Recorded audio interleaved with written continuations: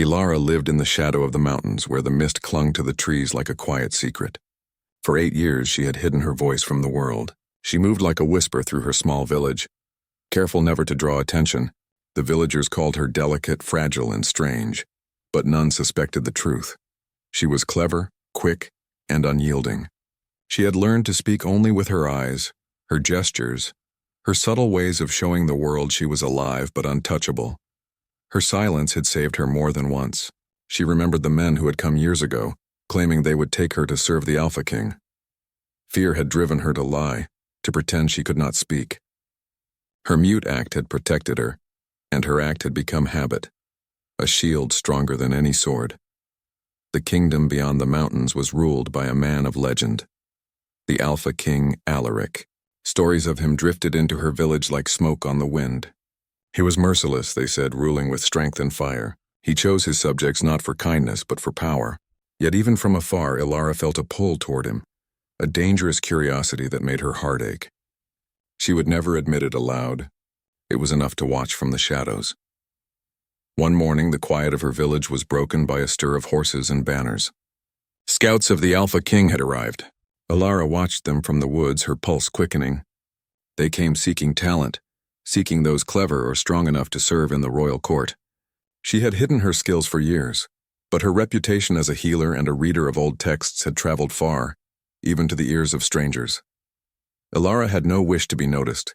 She moved silently to the edge of the village, hiding behind a wall of vines. The scouts paused near her cottage, observing the villagers. She caught their gaze, but she remained still, pretending to be absorbed in her herbs.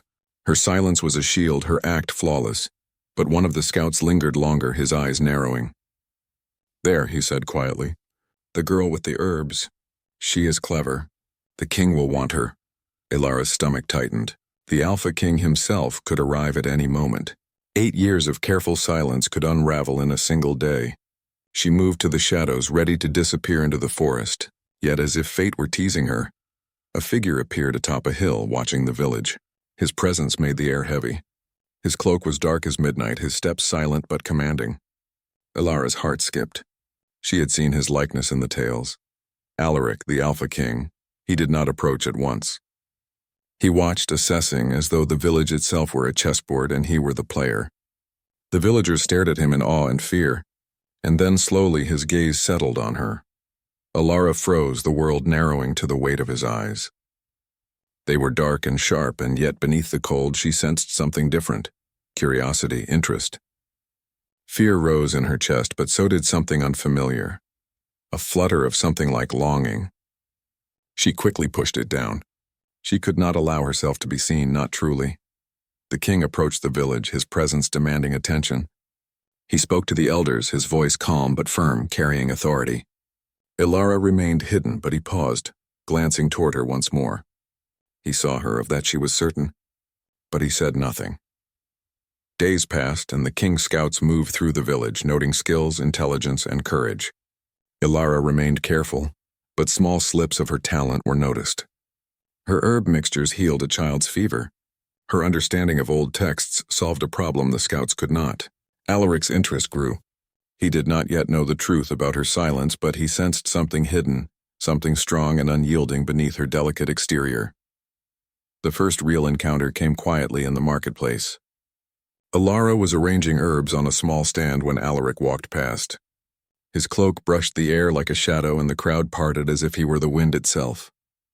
He stopped in front of her, his gaze studying her face, her posture, the sharp intelligence in her eyes. "You," he said, his voice low, almost a growl. "You are clever, are you not?" Ilara's lips pressed together, her heart racing. She did not answer. She could not. She made a small gesture toward her herbs, then pointed to the basket of dried leaves, a silent invitation to judge her skill. Alaric tilted his head, intrigued. He did not push. He simply nodded and moved on, leaving her trembling in the quiet of her corner. The encounter had been brief, almost casual, yet it burned in her mind. He had looked at her in a way that unsettled her, as though he knew more than he let on. Over the next days, Alaric returned, each time observing, each time testing her subtly. He asked questions of her hands, her expressions, her movements. He watched her interact with others, noting her intelligence and courage. And each time Alara felt the pull she could not deny, fear warred with fascination, and her heart became a battlefield of longing and dread. One evening, a commotion broke the quiet of the village. A group of thieves seeking to take advantage of the king's presence attacked. Alara watched from the shadows as villagers ran and panicked. Without thinking, she acted. She poured boiling herbs into a path that blocked the thieves and guided frightened children to safety. She moved with precision, clever and fearless, her silence no hindrance. Alaric arrived soon after, drawn by the alarm. He found Alara standing in the midst of chaos, her eyes blazing with courage. For the first time, he saw her not as a fragile mute, but as a force to be reckoned with. His respect grew, mingling with something more dangerous, something he could not name. Later, in the quiet of the village square, he approached her alone. The torchlight cast long shadows over his face, highlighting the sharp edges of his jaw and the intensity of his gaze. "You have hidden your voice for 8 years," he said softly, almost a whisper meant only for her. "Why?" Alara's chest tightened. She did not answer. Her secret, her shield, hung in the balance. Her silence had kept her safe for so long, but now it felt fragile under his gaze. She gestured toward herself, then shook her head. Silent defiance and caution entwined. Alaric studied her, his expression unreadable. "You are clever," he murmured, "and brave. But cleverness cannot hide you forever. You cannot hide from me forever." Fear surged, but so did a strange thrill. Alara felt exposed, as if her years of careful living were threads unraveling in the wind. And yet, for the first time, she did not move to hide. Something in his presence demanded recognition, a silent acknowledgement that she existed not just as a shadow, but as a force in her own right. That night, she lay beneath her thin blanket, listening to the wind rustle through the trees. Alaric's words echoed in her mind, stirring a tumult of emotions she could not name. Fear, fascination, and a dangerous longing collided. She had lived in silence for 8 years to survive. And now, for the first time, the world had noticed her, not as fragile or mute, but as someone who could not be ignored. The fire crackled in her small hearth, shadows dancing on the walls. Outside, the village slept, unaware of the quiet storm that had begun to stir. Alara knew her life would never be the same. The Alpha King had discovered her, and though he did not yet know the full truth, she sensed that the delicate balance she had maintained for 8 years was tipping toward something far more dangerous, something that could not be contained by silence. Alone, and in the stillness of the night, a single thought pressed upon her mind. 8 years of silence had protected her, but what if the truth once revealed became the key to a life she had never dared to imagine? Her heartbeat thundered in the dark as she whispered to herself, a voice she had almost forgotten she had. "I must be ready. For him knows too much now." The forest outside seemed to lean closer, as if listening, as if holding its breath. And somewhere in the distance, Alaric's shadow moved like a promise and a threat intertwined. Alara's world had changed forever. Her silence was no longer hers alone. End of Part 1. Cliffhanger. The Alpha King knows her secret, and Alara must decide whether to continue hiding or to face the unknown that his presence brings. The tension between fear, longing, and survival has only just begun. The castle rose from the cliffs like a dark sentinel, its towers piercing the misty sky. Alara had never seen anything so imposing.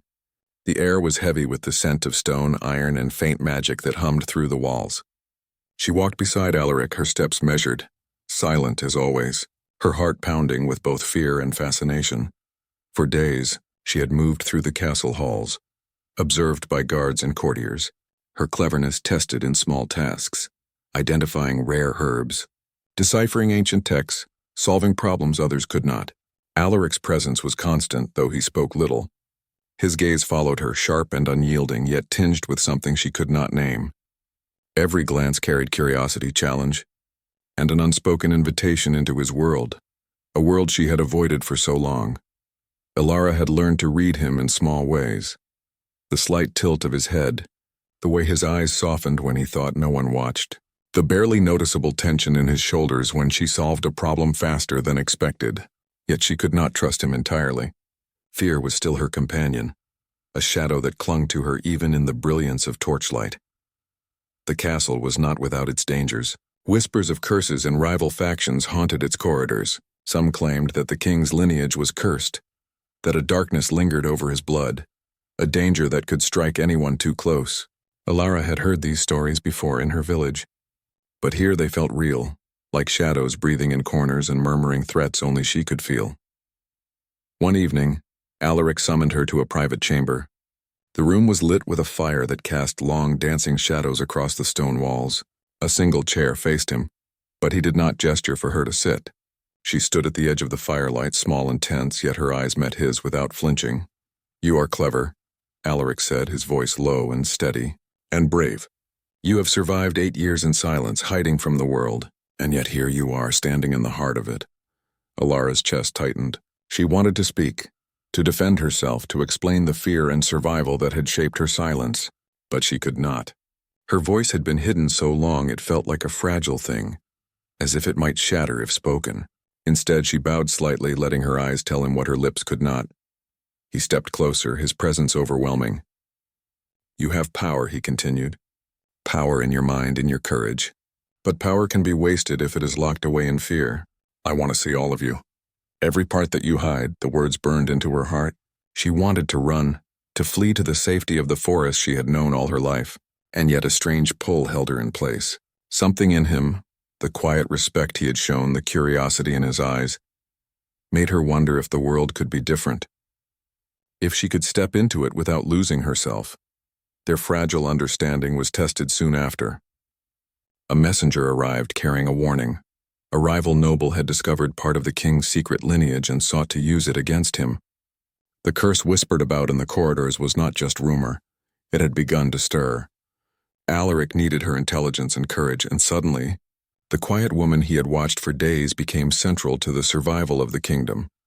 Alara worked tirelessly alongside him, deciphering ancient texts and mapping the hidden paths of the castle that held protective charms. Each task demanded focus and precision. Each night, Alaric watched her, noting the way her mind worked, the determination in her hands, the unspoken fire in her eyes. He felt a pull he had never allowed himself to feel, a longing not for power, not for obedience, but for someone who could match him, challenge him, and yet understand him. The moment of revelation came unexpectedly. A trap set by the rival noble closed around the castle, and in the chaos a hidden chamber was breached. A magical barrier threatened to trap and suffocate anyone who dared enter. Alara knew the solution instantly. She must speak the incantation to unlock the ward. Her throat tightened. 8 years of silence had left her voice fragile, almost forgotten. Her heart pounded as she raised her hands over the glyphs and spoke. The sound was soft at first, trembling with disuse, but it grew stronger, powerful enough to break the enchantment and save those inside. Alaric stepped forward, witnessing her bravery and hearing her voice for the first time. It was not just the sound of words, it was the sound of courage, of life, of someone who had been silenced but not broken. He felt something shift within him, a realization that strength came not from domination, but from recognition and trust. When the danger passed, they stood alone in the chamber, firelight reflecting in their eyes. Alaric's gaze was intense, almost reverent. "Your voice, your strength. I underestimated both," he said quietly. "You are more than I imagined, more than anyone has seen." Alara felt a tremor of pride mixed with fear. To be seen fully was terrifying, yet it also felt like freedom. For the first time in 8 years, she did not feel small or hidden. She had faced the danger, spoken her truth, and survived. Days passed, and the tension between them deepened. The castle hummed with life and shadow, and each moment together was charged with unspoken emotion. Alaric showed her small kindnesses, a hand lightly touching hers when offering a text, a protective gesture when they walked through the corridors. And each time, Alara felt the delicate stirrings of trust and something more, a longing she had never allowed herself to feel. The rival noble had not yet been fully defeated. Rumors of dark magic and betrayal lingered, and both knew the kingdom would remain a dangerous place. Yet standing together, Alara and Alaric discovered that their combined strength was formidable. Her intelligence and courage complemented his power, and slowly, the walls around both their hearts began to crumble. One evening, under the silver light of a crescent moon, they stood on the balcony overlooking the misted forest. Alaric's hand brushed hers, an almost accidental touch that lingered. Neither spoke at first. The silence was different this time, not a shield but a space shared.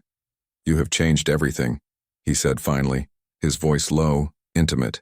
"Not just the castle, not just me. Everything." Elara met his gaze, her own eyes steady, reflecting the firelight and the moon. "I am no longer silent," she whispered, her voice strong and clear. "And I will not be hidden. Not from the world, not from you." Alaric's expression softened, a vulnerability he rarely showed. "Then we face it together," he said. "All of it. The kingdom, the danger, the unknown. We face it as equals." For the first time, Elara felt the weight of fear lift, replaced by determination and a strange warmth she had never known. She had lived in silence for 8 years, hiding to survive. Now she had found her voice, her strength, and someone who saw her fully, not as fragile, but as formidable. The night deepened around them, the wind whispering through the towers like the voices of old spirits. Somewhere in the darkness, the rival noble and the curse of the lineage still stirred. But for now, they stood together, ready to face whatever came, their hearts no longer silent. And yet, even in this moment of victory, a question lingered between them. The kingdom was vast, its dangers many, and the future uncertain. Could trust and love survive in a world built on fear and power? Elara and Alaric both knew the answer would not come easily. But in that quiet, moonlit moment, they made a silent promise. Whatever the darkness held, they would face it side by side, voices and hearts intertwined. And somewhere deep in the shadows, the castle seemed to hum approval, as if acknowledging a union forged not in fear, but in courage, trust, and the fire of unspoken longing finally set free.